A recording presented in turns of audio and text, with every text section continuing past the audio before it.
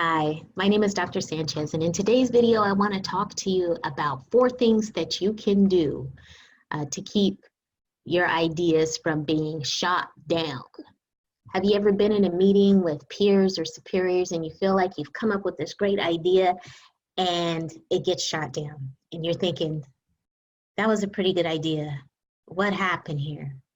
Well, I want to share with you 4 things that you can do next.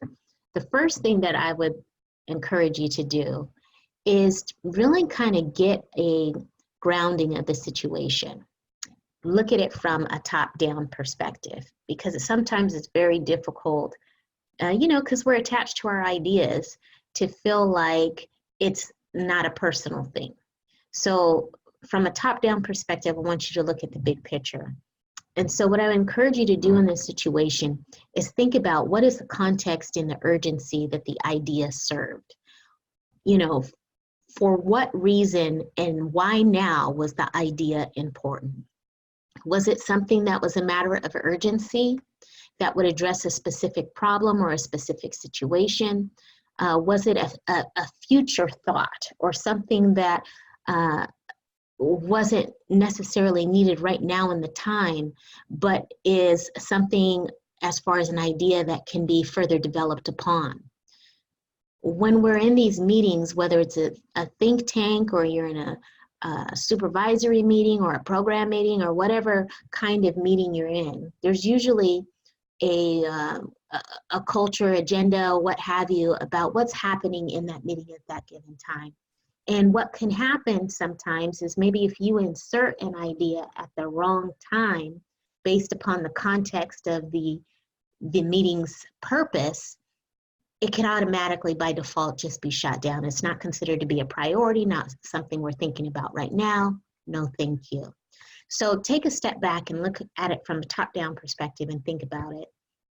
As far as that idea that you had, did it serve a specific need? Did it solve a specific problem? What was the urgency and what was the context of the environment or the meeting that you were bringing this idea to? The other thing that I want to ask you about is think about, in this particular meeting, if it's this particular situation or if this is a pattern of things that are happening, what are some of the ideas that have been accepted before? What made those ideas unique and what problems did they solve? And who was attached to the implementation and execution of those ideas, right? Those are real specific questions and it's a lot of information, but there may be some trends or patterns that are evolving there, right? If you're getting to the point where you are sharing ideas and you're feeling like they're getting shot down, there's a pattern that's emerging here. But what is the pattern? So asking those questions about what were some previous ideas that were winners? Who presented those ideas? Who was attached to the outcome of those ideas? This might give you some idea or some sense for the types of ideas that are traditionally endorsed. Doesn't mean that you have to go with the status quo. I'm a person that's innovative and thinking, about being creative and wanting to be outside the box. But if you notice that there's a pattern there that, hey, this just isn't the group, we don't do things different than we've ever done, then it might help you to understand why your ideas are being perceived in a certain way and maybe why they're not successfully executed in that environment with that particular group. And what that information can do for you is it can give you other ideas about maybe how to present that, where you'll be able to gain the buy-in. So that's leading to my next point, is about being able to gain support. As you present these ideas in whatever form that it is, try and garner some support.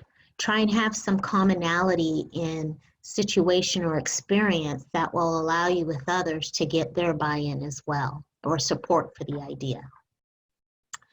And then the last thing that I want to encourage you to do is thinking about reframing the situation, reframing it overall, rather than taking it purely as a personal experience and feeling like it was they're rejecting you as opposed to not accepting the idea, is looking at it from a very sanitized point of view, right?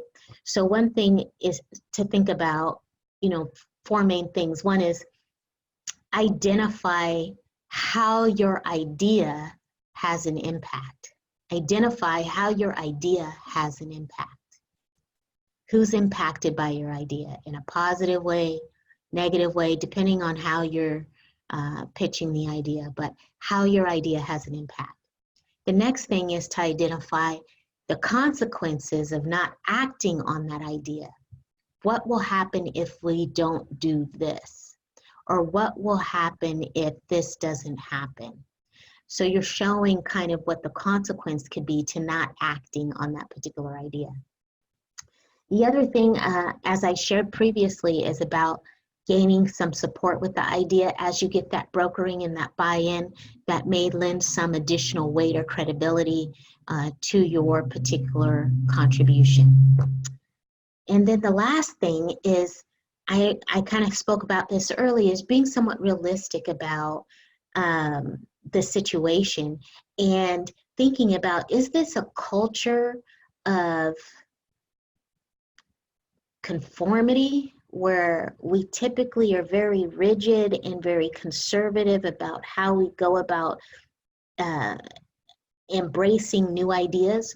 Or is this an opportunity that you have in which you have some time for experimentation or exploration?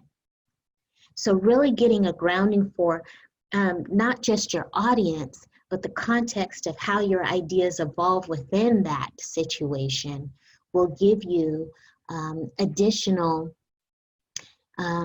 inspiration about how to go about introducing new ideas. So I hope that this video has been helpful. If you are struggling with being able to own your ideas and feel confident as you go about communicating the essential functions of what you do on a daily basis, I can help. My name is Dr. Sanchez, and I'm so happy that you were able to watch this video. If you'd like to continue the conversation, I have a LinkedIn group called Rewired for Success for High Performers that helps you to gain the competitive advantage in your work, life, and business. And I will drop the details in this post about how you can join that group. If you happen to be watching this on Facebook, I have a private group called Rewired for Success program for women leaders. And there we talk about unique experiences that are specific to the woman leader. And so I invite you to also come out and join that group as well. And I will drop the details in this post about how you can join. If you are in your career growth phase and you're looking to make a transition, or you're wanting to promote to your next level, or maybe you're struggling with just being able to speak more confidently, or maybe even negotiate for your next big move, I invite you to partner with me and hop on a call, and I'll be able to guide you and walk you through some of the things that I see that might be able to help you make that transition successfully. So I will drop the details also for how you can have a no-cost consult with me, and I'll give you the calendar link. So again, thank you so much for watching today's video. If you happen to be watching this on the replay, please feel free to drop any comments or questions that you have, and I will swing back around and answer those. Thanks so much. Have a great day. Take care. Bye-bye.